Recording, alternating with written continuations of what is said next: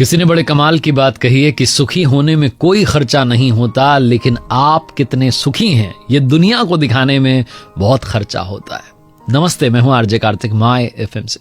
एक बड़ी छोटी सी कहानी सुनाता हूं। दिल्ली से मुंबई की फ्लाइट थी और फ्लाइट में आकर के एक खूबसूरत मैडम बैठी अपनी सीट पर, तो उन्होंने देखा कि उनके पास वाली सीट पर एक सज्जन बैठे हुए थे जिनके दोनों हाथ नहीं थे। और ऐसे आदमी को अपने पास में देख करके जिनके दोनों हाथ नहीं है, ये थोड़ा सा अनकंफर्टेबल फील करने लगी, असहज महसूस करने लगी। उन्होंने एयर होस्टेस को बुलाया और धीमी आवाज में कहा कि वो ना सुन ले कि ये जो मेरे पास में बैठे हैं इनकी वजह से मैं यहाँ बैठ नहीं पाऊंगी, मुझे कोई और सीट चाहिए, आप मेरी सीट जो है चेंज कीजिए।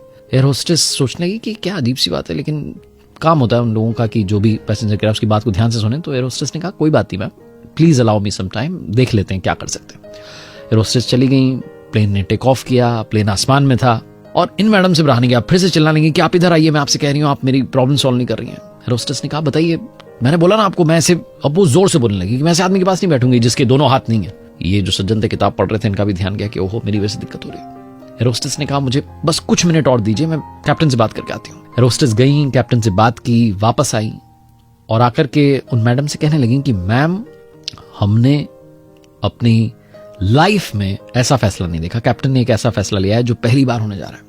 हम पहली बार एक इकोनॉमी क्लास के पैसेंजर को बिजनेस क्लास में शिफ्ट कर रहे हैं। इन मैडम के चेहरे पर मुस्कान थी कि वाह कितनी अच्छी एयरलाइन है, मतलब मेरा ख्याल रख रहे हैं। मैंने बोला और तुरंत मुझे बिजनेस क्लास मिल जाएगी। वो एयर होस्टेस कहने लगी कि सिर्फ एक ही सीट खाली है और वो वहीं पर ही है, बाकी तो सारी सीट्स जो ऑक्यूपाइड है। मैडम को बड़ा अच्छा लग रहा था।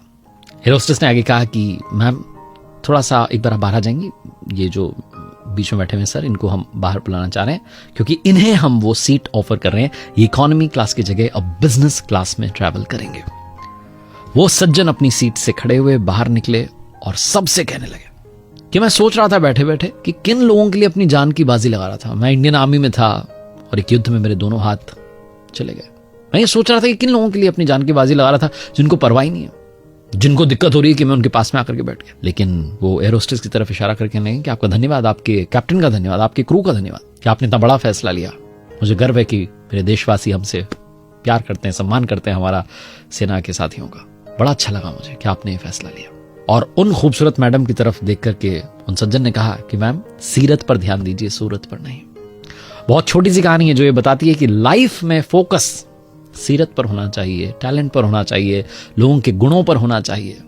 हम में से बहुत सारे लोग सिर्फ फिजिकल अपीयरेंस को जो है नोटिस कर रहे होते हैं, उसी पर जो है सारा ध्यान लगा देते हैं। लोगों के गुणों को समझना, उनकी इज्जत करना शुरू कीजिए। एक बार फिर से वही बात जो अक्सर आपसे कहता हूं, कर दिखाओ कुछ ऐसा कि दुनिया करना चाहे आपके जैसा। याद रखिए मैंने अपनी ऑफिशियल वेबसाइट लॉन्च की है www.rjkartik.in, जहां पर्सनालिटी डेवलपमेंट को लेकर के कोर्स है, आर्ट ऑफ बैलेंसिंग को लेकर के कोर्स है। अगर आप वर्क लाइफ बैलेंस नहीं कर पा रहे हैं, जीवन में संतुलन नहीं बना पा रहे हैं, तो ये छोटे छोटे कोर्सेज हैं, आपके काम आएंगे, आप डेफिनेटली विजिट कीजिएगा।